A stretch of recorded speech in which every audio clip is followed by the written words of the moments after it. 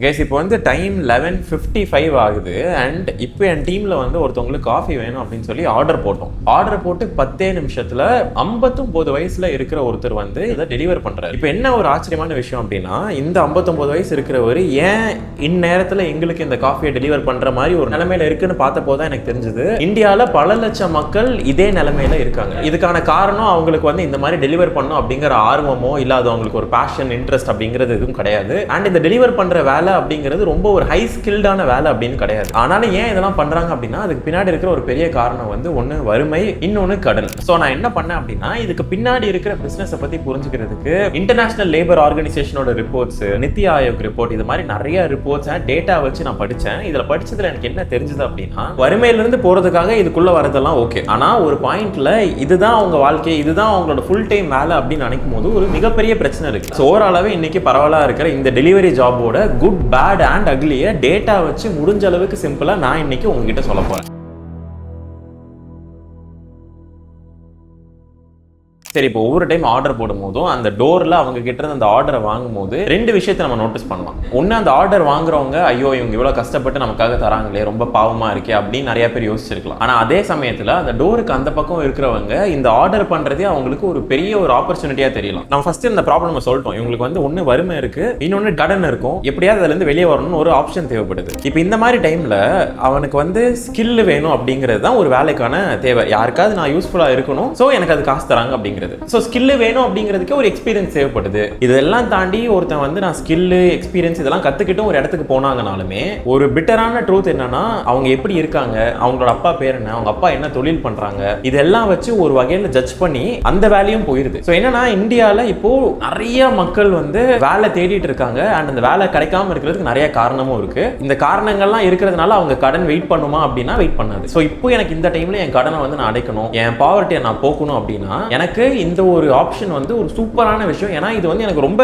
நியாயமா படுது. ஏன்னா இப்போ நீங்களே நினைச்சு பாருங்களேன், நான் இந்த ஆப்பை ஏத்துறேன், லாகின் பண்றேன், நான் உழைச்சா எனக்கு காசு. இதுல என்ன நியாயமா இருக்கு அப்படின்னா, நான் எவ்வளவு வேலை பார்க்கறேனோ அவ்வளவு எனக்கு சம்பளம் வரும். இவனுக்கு வந்து நான் எப்படி இருக்கேன், நான் எதுல இருந்து வந்திருக்கேன், பாரபட்சம் பார்க்காம எனக்கு இது சம்பளம் தருது. நான் நிறைய உழைச்சா எனக்கு நிறைய காசு வரும், கம்மியா இருந்துச்சுன்னா எனக்கு வேண்டாம் அப்படிங்கிற ஒரு கண்ட்ரோல் எனக்கு கொடுக்குது. ஸோ இது வந்து ஒண்ணுமே இல்லாதவங்களுக்கு இது ஒரு பெரிய ஆப்பர்ச்சுனிட்டி. இது ஃபர்ஸ்ட் காரணம். இந்த மாதிரி இருக்கிற மக்கள் எல்லாருமே இவங்களோட கதையை கேட்டனாலே நமக்கு தெரிஞ்சிருக்கும், ஒவ்வொருத்தருக்கும் வந்து ஒரு பயங்கரமான ஒரு பேக் ஸ்டோரி இருக்கும். இப்போ ஃபார் எக்ஸாம்பிள் ஒருத்தர் வந்து கன்ஸ்ட்ரக்ஷன்ல எங்கேயாவது வேலை பார்த்திருப்பாரு, அவருக்கு ஒரு மேஸ்திரி இருந்திருப்பாங்க. இப்போ இவர் வேலை எவ்வளவுதான் கஷ்டப்பட்டு மூட்டையை தூக்கி கல்லை தூக்கி வேலை பார்த்தாலும் எண்ட் ஆஃப் தி டே எனக்கு காசு வேணும் அப்படின்னா அந்த மேஸ்திரிட்ட கையை எங்கேருந்து நிக்கணும், அந்த மேஸ்திரி கொடுப்பாரா இல்லையா அப்படிங்கிறது அதெல்லாம் எதுவுமே தெரியாது. ஆனா இந்த ஆப்ல வந்து காசு அப்படிங்கிறது ஒவ்வொரு டைம் ட்ரிப் முடியும் போதுமே இங்க லிஸ்ட் ஆகுது. ஸோ மந்த் எண்ட்லயோ இல்ல வார கடைசிலயோ அவங்களுக்கு அந்த காசு வரும் அப்படிங்கிற ஒரு சர்டனிட்டி இது கொடுக்குது. இது வந்து ரெண்டாவது விஷயம். இது ரொம்ப கேட்கறதுக்கு சிம்பிளா இருக்கும், பட் இமேஜின் பண்ணி பாருங்களேன், ஒரு ஹோட்டல்ல சர்வரா இருந்திருப்பாங்க, இல்ல ஒரு டெய்லி வேஜ் ஒர்க்கர், அதாவது கூலியா இருந்திருப்பாங்க. இவங்களெல்லாம் வந்து அவங்க பேரை சொல்லி கூட யாருமே அட்ரஸ் பண்ணிருக்க மாட்டாங்க அவங்க பழைய வேலையில. ஆனா இந்த மாதிரி ஒரு வேலையில அவங்க பேரு ஒரு ஸ்கிரீன்ல வருது, அவங்க போட்டோ வருது,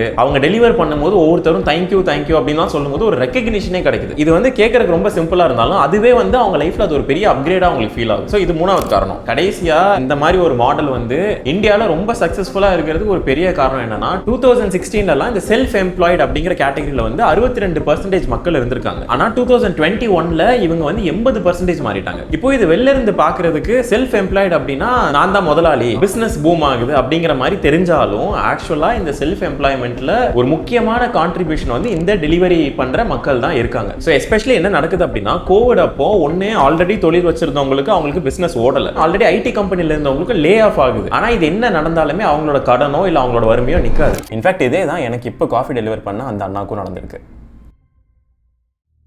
நான் கடை வச்சிருந்தேன், வெல்கம் பாசிபிள்னு சொல்லிட்டு ஒரு ஹோட்டல் வச்சிருந்தேன். 25 இயர்ஸ் வச்சிருந்தேன். கொரோனாவுக்கு அப்புறம் வந்து வறுமைனால இந்த மாத்தியாச்சு. அங்கே வந்து இந்த மாதிரி டெலிவரி பசங்க வந்து வரும்போது கேட்கும்போது இந்த மாதிரி நாங்கள் இவ்வளோ சம்பாதிக்கிறோம், அவர் ஒன்றா அவ்வளோ கிடைக்கும் சொல்லும்போது நமக்கு ஒரு ஆர்வம் வந்துச்சு. பசங்களும் படிக்க வைக்கணும், போகணும் வரணும், பல விஷயம் இருக்கிறதுனால. ஸோ இந்த மாதிரி டைம்ல நான் வெறும் ரெஜிஸ்டர் மட்டும் பண்ணி என் வண்டி எடுத்து ஓட்டினா எனக்கு காசு தராங்க அப்படிங்கிறது வந்து ஒரு பயங்கரமான விஷயமா தெரிஞ்சிருக்கு. ஸோ ப்ராட்லி இந்த ஒரு 4-5 காரணத்தினால தான் நிறைய பேர் வந்து இதுக்குள்ள வந்திருக்காங்க. And it sounds very fair. ஏன்னா சும்மா ஒன்றும் வந்து இந்த மாதிரி $multi-billion இண்டஸ்ட்ரி கிரியேட் ஆகாது. ஏதாச்சும் ஒரு ப்ராப்ளமை சால்வ் பண்றதுனால தான் கிரியேட் ஆகிருக்கு. அண்ட் இதெல்லாம் தான் அந்த ப்ராப்ளம். இதை வந்து நம்ம அக்னாலேஜ் பண்ணியே ஆகணும். பட் ஆனால் என்ன பிரச்சனைனா, இது ஒரு பேண்டேஜ் மாதிரி. எனக்கு ஒரு காயம் இருக்கு, அந்த காயத்தை ஆற வைக்கணும் அப்படின்னா இந்த பேண்டேஜ் வச்சு கரெக்டா பேட்ச் அப் பண்ணி என்னால ரெக்கவர் ஆக முடியும். ஆனா இது முடிச்சிட்டு நான் இன்னொரு இடத்துக்கு போகணும். இது ஆக்சுவலா எதுக்குள்ள வரும் அப்படின்னா கிக் எக்கானமின்னு சொல்லுவாங்க. கிக் எக்கானமி அப்படின்னா பேசிக்கலி இன்னைக்கு நான் இது பண்ணுவேன், இல்ல பார்ட் டைமா நான் இதை பண்ணுவேன், அதுக்கு எனக்கு ஒரு காசு வரும். இதுல என்ன ஒரு பெரிய டவுன் சைடு அப்படின்னா, இப்போ ஐடில நீங்க ஃபுல் டைம் எம்ப்ளாயா போறீங்க அப்படின்னா உங்களுக்கு வந்து இன்சூரன்ஸ் இருக்கும், பென்ஷன் இருக்கும், பெய்டு லீவ் இருக்கும். விமனுக்கு அந்த மெட்டர்னிட்டி பீரியட்ல அவங்க ரெஸ்ட் எடுக்கும் போது சாலரிஸுமே அவங்களுக்கு என்கேஷ் பண்ணிக்கலாம். இது மாதிரி நிறைய ஆஃபர்ஸ் இருக்கும். அவங்கள வந்து ஒழுங்கா பார்த்துப்பாங்க. ஆனா இந்த மாதிரி கான்ட்ராக்ட் ஒர்க்கரோ இல்ல இந்த மாதிரி அந்த கிக் எக்கானமிக்குள்ள வரவங்க எல்லாத்துக்குமே எந்த ஒரு பெனிஃபிட்டுமே இருக்காது. இந்த மாதிரி ஒரு வேலை டிசைன் பண்ணப்பட்டதே அது பார்ட் டைமா பண்ணணும் அப்படிங்கிறதுக்காக தான். நம்ம ஃப்ரெண்ட்ஸே வந்து யூஎஸ் எங்கேயாச்சும் போயிருந்தாங்கன்னா அவங்க வீடியோ போடுவாங்க, நான் பார்ட் டைமா சூப்பர் மார்க்கெட்ல வேலை பார்த்தேன், பார்ட் டைமா கஃபேல வேலை பார்த்தேன் அப்படிலாம் சொல்லுவாங்க. அது எல்லாமே அந்த கிக் எக்கானமி அப்படிங்கிற வார்த்தைக்குள்ள தான் வரும். இங்க எப்படி பார்ட் டைமா டெலிவரி ஒர்க் இருக்கோ அதே மாதிரி அங்க நிறைய பேர் பார்ட் டைமா கஃபேலலாம் வேலை பார்ப்பாங்க. பட் ஆனா அதே கல்ச்சர் இந்தியால வராது. இந்தியால வந்து ஒருத்தர் பார்ட் டைமா ஸ்டூடெண்ட் வந்து சூப்பர் மார்க்கெட்ல போய் வேலை பார்ப்பாங்களா அப்படின்னு கேட்டா அது ரொம்ப டவுட். அது ஏன் அப்படின்னா, இந்தியால இப்போ ஒரு சூப்பர் மார்க்கெட்ல போய் நான் வேலை கேட்கிறேன் அப்படின்னா அங்க ஆல்ரெடி ஒரு 30ல இருந்து 40 வயசு இருக்கிற ஒருத்தவங்க ஒரு ஃபுல் டைம் எம்ப்ளாயா இருப்பாங்க. ஒரு நாடோட வளர்ச்சி எப்போ நல்லா இருக்கும்னா, ஒருத்தவங்களுக்கு ஒரு நல்ல ஃபுல் டைம் வேலை இருக்குது, அதுல வர சம்பளத்தை வச்சு அவங்க அந்த நாட்டுக்கு கான்ட்ரிபியூட் பண்ணுவாங்க. அதே சமயம் இந்த மாதிரி அடிஷனலா சில வேலைகள் டெலிவரியோ இல்ல கஃபேல வேலை பார்க்கறதோ இதெல்லாமே அந்த கிக் எக்கானமிக்குள்ள வரும். ஆனா இப்போ இந்தியால என்ன நடக்குதுன்னா, கிக் எக்கானமி அப்படிங்கிற அந்த கேட்டகரிக்குள்ள இருக்கிற 80% மக்கள் வந்து பார்ட் டைமா பண்ண வேண்டிய விஷயத்தையே ஃபுல் டைமா பண்றாங்க. அண்ட் இது வந்து ஒரு மிகப்பெரிய பிரச்சனை. ஏன்னா ஒரு பையன் இன்ஜினியரிங் முடிச்சுட்டு அவனுக்கு வேற எதுவுமே கிடைக்கல அப்படின்னு சொல்லி பார்ட் டைம் எனக்கு ஈஸியா கிடைக்குது, சோ அதே நான் ஃபுல் டைம் பண்றேன் அப்படிங்கிறது வந்து ஒரு கண்ட்ரியா அவங்களோட ஒரு ஹியூமன் கேபிட்டலை வேஸ்ட் பண்ணிட்டாங்கன்னு அர்த்தம். சரி, இப்போ இவ்வளவு பேர் இதை ஃபுல் டைமா வராங்கிறது நமக்கு தெரியுது. ஆனா அதுல என்ன பிரச்சனை அப்படின்னா, நிறைய விஷயங்களை மக்கள் வந்து ரியலைஸ் பண்ணாமலேயே இது வந்து ரொம்ப ஒரு நல்ல வேலை அப்படின்னு நினைச்சு உள்ள வராங்கன்னு நினைக்கிறேன். அது ஏன்னா நான் பேசின வரைக்கும் நிறைய பேர் என்ன சொல்றாங்க அப்படின்னா, எனக்கு எதுவுமே தேவையில்ல, நான் வெறும் வண்டி எடுத்துட்டு ஓட்டினா காசு கிடைக்குது அப்படின்னு சொல்றாங்க. ஆனா ஆக்சுவலா பார்த்தோம் அப்படின்னா இதுக்கு இன்வெஸ்ட்மெண்ட் தேவை. நம்ம வண்டி செலவு இருக்கு, மந்த்லி வந்து சர்வீஸ் பண்ணணும். அதிகமாக ஓடுறதுனால கம்பல்சரி மாசத்துல ஒரு ஆயில் மாற்றணும். ஒரு நாளைக்கு மெடிக்கல் செக்கப் மாதிரி அது வண்டி வந்து செக் பண்ணது அன்னைக்கு ஒரு 2000 3000 4000 செலவாகும். ரெண்டாவது இதெல்லாம் மோதிரும், அந்த சமயத்தில் அந்த ரிப்பேரும் பார்க்கணும். அதுலேயே பெட்ரோல் செலவு இருக்கு. 5 ஹவர் ஓட்டணும்னா எப்படி 250 300 ரூபாய்க்கு ஓடணும், பெட்ரோல் போடணும், ஃபோன் செலவு இருக்கு, மந்த்லி ரீசார்ஜ் ஃபுல் கரெக்டாக நெட்டெல்லாம் கரெக்டாக வச்சுக்கணும். இங்கே வந்து சுற்றுச்சுன்னா நெட் இது கிடைக்காது, மேப் கிடைக்காது, கம்மியெல்லாம் போட மாட்டேன், ரீசார்ஜ் பண்ணுவோம் கரெக்டாக அது 300 ரூபாய்க்கு மேலே போடணும். ஃபோன் மிஸ் ஆகும், அப்போ டிஸ்பிளே போயிடும், மழை வரும், ஃபோன் நனைஞ்சிரும் திடீர்னு. இந்த எல்லா காசுமே அவங்க கொடுக்குற இன்வெஸ்ட்மெண்ட் தான். ஸோ இதை ஏன் முக்கியமாக நான் சொல்றேன் அப்படின்னா, இது இன்வெஸ்ட்மெண்ட்டை தாண்டி இதெல்லாம் வந்து ஆப்ரேட்டிங் எக்ஸ்பென்ஸ்னு இருக்கும். ஐடியலா இப்போ ஒருத்தவங்க பிசினஸ் ரன் பண்றாங்க அப்படின்னா அந்த பிசினஸ் வந்து மாசம் ரன் பண்றதுக்கு சில செலவுகள் இருக்கும். இப்போ நான் சம்பளம் கொடுக்குறேன் என்னோட எம்ப்ளாயிஸ்க்குலாம் அப்படின்னா அது என்னோட ஆப்ரேட்டிங் எக்ஸ்பென்ஸ். அதே மாதிரி ரொம்ப ஃப்ரீயா எந்த ஒரு பர்டனுமே இல்லாம நிறைய பேர் வண்டி ஓட்டிட்டு இருக்கேன்னு நினைக்கிறாங்க. இதுல வந்து 50,000 60,000 சம்பாதிக்கிறத வந்து ரொம்ப பெருசா நம்ம பாக்குறோம். ஆனா நம்மள எத்தனை பேர் வந்து அந்த பெட்ரோல் காசையோ இல்ல மாசம் செலவாகிற இந்த ஒரு காசை கணக்கு எடுக்கிறோம் அப்படின்னா ரொம்ப கம்மி. சரி, இப்போ இதை கூட விட்டுடலாம், இந்த 50,000 மேட்ருக்கே வரும். நிறைய பேர் வந்து ஏன் இன்ஜினியரிங்லாம் போகணும், இந்த மாதிரி டெலிவரி ஏதாச்சும் பண்ணனால என்னால 50,000 இருந்து 70,000 சம்பாதிக்க முடியுது, ஒரு நாளைக்கு 2,000 சம்பாதிக்கலாம் அப்படிங்கிற மாதிரிலாம் சொல்றாங்க. இது எல்லாமே உண்மை. ஆனா என்ன பிரச்சனை அப்படின்னா, ஒரு வாரத்துக்கு 15,000 சம்பாதிக்கணும் அப்படின்னா இவங்க எல்லாருமே ஒரு நாளைக்கு 15 இருந்து 16 மணி நேரம் வேலை பார்க்கறாங்க. இது ஏன் பிரச்சனை அப்படின்னு சொல்றேன்னா, அந்த 15 இருந்து 16 மணி நேரம் வேலை பார்க்கறதே ஒரு பிரச்சனை தான். சரி, ஒரு ஏசி மெக்கானிக் கூட வச்சுக்கலாமே, அதுல ஒரு ஸ்கில் இருக்கு. ஸ்கில்லை வச்சு ஆரம்பிக்கிற எந்த ஒரு வேலையா இருந்தாலும் அது ஸ்டார்டிங்ல வெறும் 20,000 கொடுக்கலாம், 30,000 கொடுக்கலாம். ஆனா இங்க முக்கியமான விஷயம், இந்த பையன்ட்ட இருக்கிற ஒரு பெரிய பெனிஃபிட் அவனோட வயசு. சோ அந்த ஸ்கில்ல டெவலப் ஆக ஆக ஆக 25 வயசுல அவன் சம்பாதிச்ச காசு அடுத்து 10% இன்க்ரீஸ் ஆகும், 15% இன்க்ரீஸ் ஆகும், 30% இன்க்ரீஸ் ஆகும். ஸோ 25 வயசுல சம்பாதிச்ச காசுக்கும் 35 வயசுல அந்த பையன் சம்பாதிக்க போற காசுக்கும் ஒரு பெரிய டிஃபரன்ஸ் இருக்கும். அண்ட் இதுதான் அந்த கரியர் லேடர் அப்படிங்கிறது நம்ம சொல்றோம். ஆனா இந்த மாதிரி வேலையில ஒரு மிகப்பெரிய பிரச்சனை என்னன்னா, முதல் வருஷம் பயங்கர ஒரு வெறியோட பயங்கர ஒரு ஆர்வத்தோட நான் ஒரு வாரம் வண்டி ஓட்டி 20,000 சம்பாதிச்சிடுறேன். ஸோ எனக்கு வந்து மாசத்துக்கு இதுல 60,000 இருந்து 80,000 வருது. பெட்ரோல் இந்த எக்ஸ்பென்ஸ் எல்லாம் போக கூட எனக்கு கையில வந்து ஒரு 40,000 இருந்து 50,000 நிக்குது. 2வது வருஷம் நான் போறேன், ஆனா இப்போ எனக்கு முதுகு வலி ஆரம்பிக்குது. 3வது வருஷம் போறேன், என் பாடியில இருந்து ஒரு விஷயமா எனக்கு வந்து ஹெல்த் அஃபெக்ட் ஆயிட்டே இருக்கு. இப்போ நான் ஹாஸ்பிட்டலுக்கு செலவு பண்ண ஆரம்பிக்கிறேன். சோ சிம்பிளா சொல்லணும் அப்படின்னா, ஒரு வருஷம் கணக்கு போட்டா இந்த டெலிவரி ஆப் எல்லாமே ஒரு பையனுக்கு சூப்பரான ஆப்ஷன். ஆனா ஆப்வியஸா ஒரு வருஷம் தான் நம்ம வாழ்க்கை அப்படின்னு இல்ல, 10 வருஷம் 20 வருஷம் 30 வருஷம் எவ்வளவோ பெருசு இருக்கு. அதை கணக்கெடுத்து பார்த்தோம் அப்படின்னாலே இது வந்து ரொம்ப ஒரு குவெஸ்டினபிள் கரியரா மாறும்.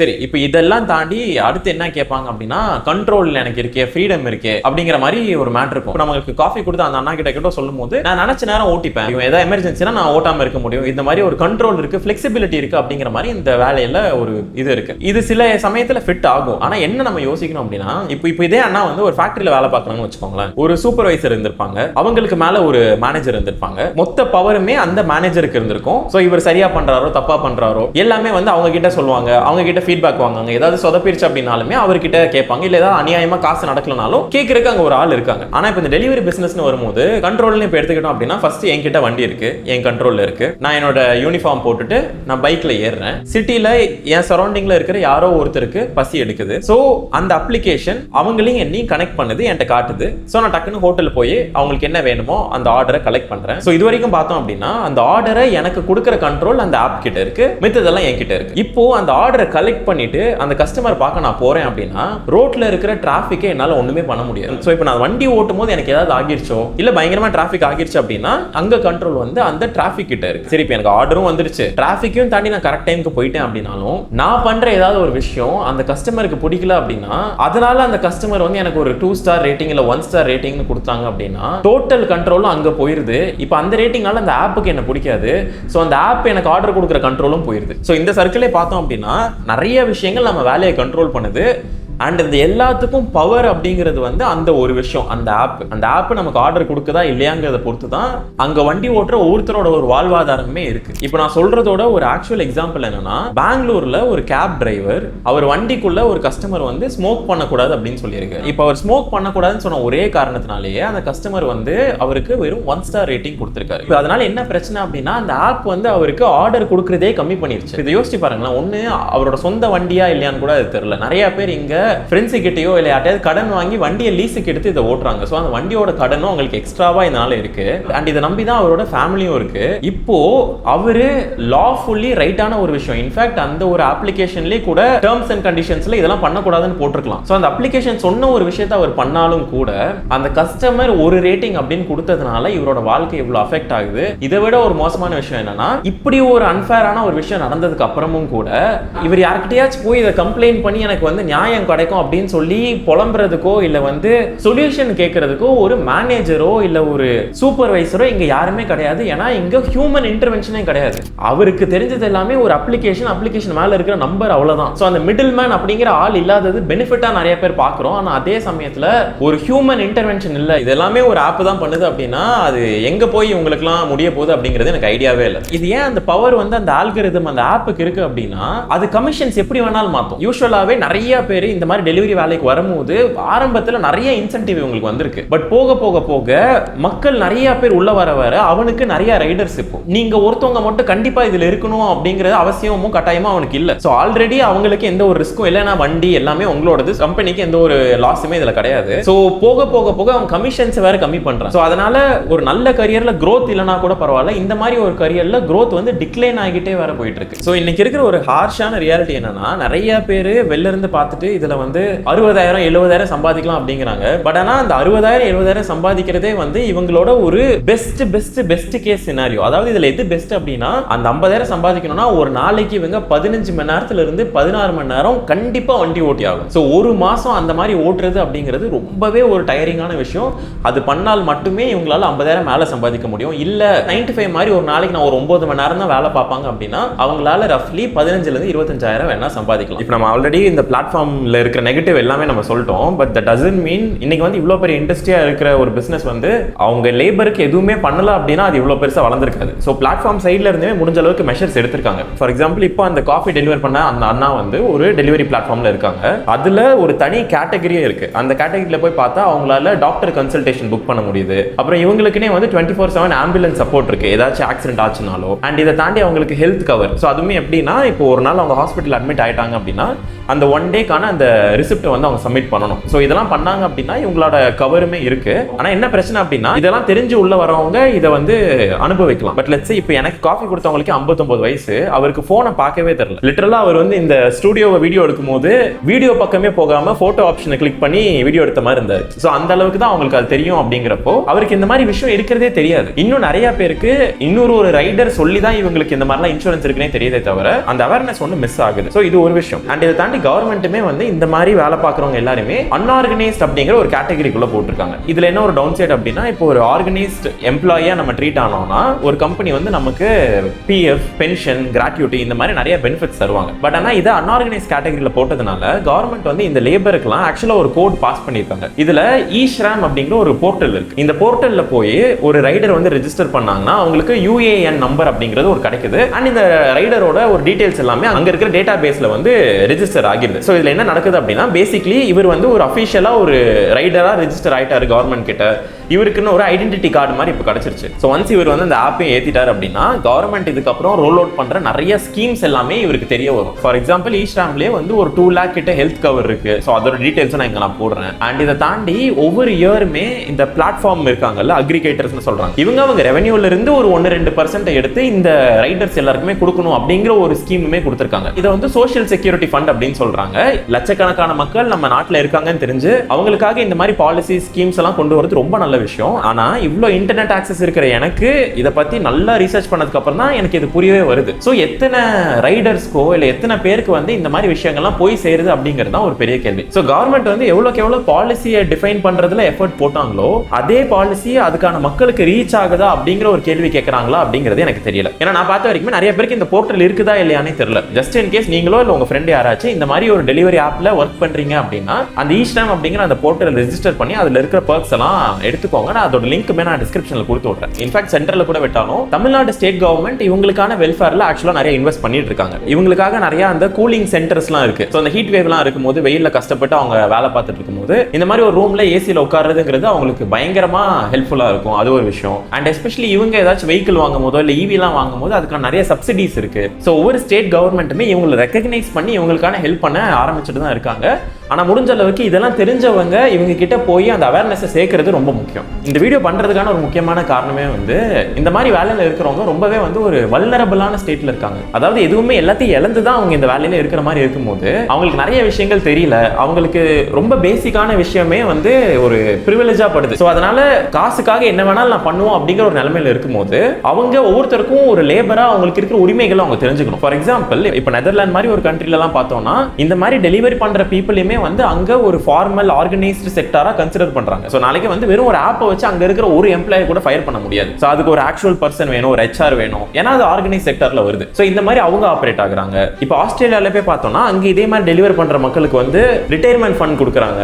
அண்ட் இவங்களுக்குன்னு வந்து ஒரு மினிமம் வேஜ் அப்படிங்கிற மாதிரிலாம் ஒன்று செட் பண்றாங்க. இது மாதிரி நிறைய எக்ஸாம்பிள்ஸ் வேற வேற கண்ட்ரிஸ் நம்ம சொன்னோம் அப்படின்னாலுமே இந்தியாவில் சில விஷயங்கள் கொண்டு வந்தா இவங்களோட வாழ்வாதாரம் வந்து பயங்கரமா இம்ப்ரூவ் ஆகும். அண்ட் அதையும் தாண்டி இன்னைக்கு நம்ம எக்கானமில இது ஒரு பெரிய விஷயமா இருக்கிறதுனால அது நம்ம நாட்டுக்குமே நல்லதாகும் அப்படின்னு நினைக்கிறேன். ஸோ அதில் என்னோட ஒப்பீனியன்ல நான் சொல்ற முதல் விஷயம் வந்து இவங்களுக்கு ஒரு மினிமம் வேஜ் கொடுத்தா நல்லா இருக்கும் அப்படின்னு நான் நினைக்கிறேன். கரெக்ட், இது வந்து ஒரு கிக் எக்கானமி அப்படிங்கிறதுல வரும். ஸோ அந்த மாதிரி ஒரு வேலைக்கு நம்ம வந்து மினிமம் வேலைக்கு வரீங்களோ இல்லையோ உங்களுக்கு ஒரு 300 ரூபாய் தரது அப்படிங்கிறது நியாயம் இல்லாம தெரியலாம். மற்ற கண்ட்ரில இப்படி இருந்தா கூட ஓகே. ஆனா இந்தியாவில் வந்து இந்த பார்ட் டைம் வேலையை ஃபுல் டைமா பண்ற மக்கள் 80% இருக்காங்க. ஸோ சிஸ்டம் அதை பார்ட் டைம்னு சொன்னாலும் அவங்கள பொறுத்த வரைக்கும் அது ஃபுல் டைம் தான். அப்போ நம்மளோட மக்கள் வந்து அதை ஃபுல் டைம் நம்பி அதில் இருக்கும்போது ஃபுல் டைமுக்கான ஒரு பேர் மினிமம் பெனிஃபிட் மினிமம் வேஜ் அப்படிங்கிறது. ஏன்னா நாளைக்கே வந்து கை உடஞ்சாலோ கால் உடஞ்சாலோ அது இன்சூரன்ஸ் வச்சு கவரே பண்ணாலும் அதுக்கப்புறம் வர செலவை யார் பார்ப்பாங்க? ஸோ ஒரு பாலிசி மேக்கர் இந்த ஒரு வீடியோ பார்க்குறாங்க அப்படின்னா இந்த ஒரு சிஸ்டமை கொண்டு வந்தாங்க அப்படின்னா நிறைய பேருக்கு அது பெனிஃபிஷியலாக இருக்கலாம் அப்படின்னு நான் நினைக்கிறேன். ரெண்டாவதா கண்டிப்பாக இந்த மொத்த ப்ராசஸ்லையும் ஒரு ஹியூமன் இன்டர்வென்ஷன் வேணும்.